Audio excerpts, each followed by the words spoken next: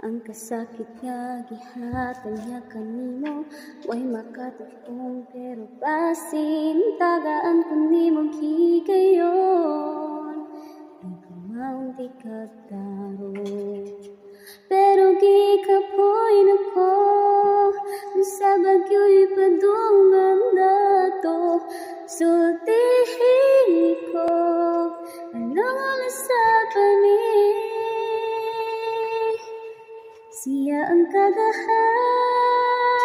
mo, akong anian.